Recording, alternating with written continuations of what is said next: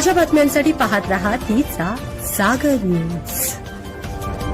महाराष्ट्र ठरलं देशातलं पहिलं राज्य, शेतकऱ्यांबाबत घेतला मोठा निर्णय।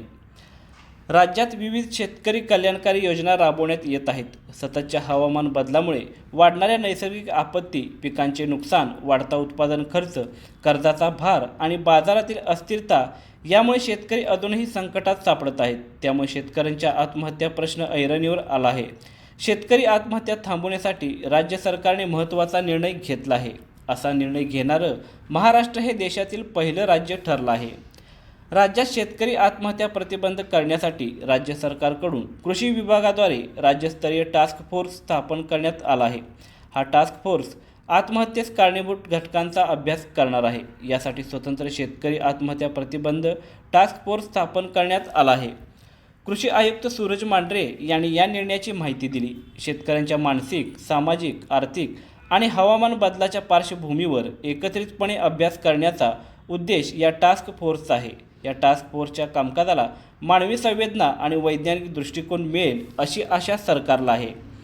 विस्तार व प्रशिक्षण विभागाचे संचालक रफिक नायकवडी हे या टास्क फोर्सचे नेतृत्व करणार आहेत। त्यांच्या अध्यक्षतेखाली सुनील बोरकर, उदय देशमुख, गणेश घोरपडे, जीवन सुंदे, नंदकिशोर नाईनवाड, सत्यनील शितोळे आणि सोनाली शिळकर या वरिष्ठ अधिकाऱ्यांचा समावेश करण्यात आला आहे। या समितीत विविध विभागांचा समन्वय साधून काम केले जाणार आहे।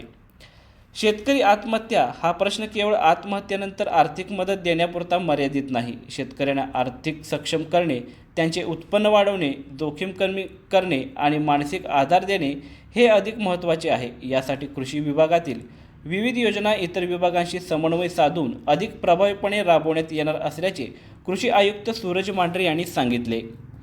या टास्क फोर्समध्ये सरकारी अधिकाऱ्यांसोबत शेतकऱ्यांच्या मानसिक आरोग्यावर थेट काम करण्याचा अनुभव असलेल्या तज्ज्ञ व्यक्तींचा यात समावेश आहे। शिवार फाउंडेशनमधील कृषी समाजशास्त्रज्ञ डॉक्टर विनायक हेगाणा आणि महिला शेतकऱ्यांच्या मानसिक आरोग्यावर अभ्यास करणाऱ्या मानसोपचार तज्ज्ञ डॉक्टर सृष्टी जोईजड हे विशेष सदस्य आहेत।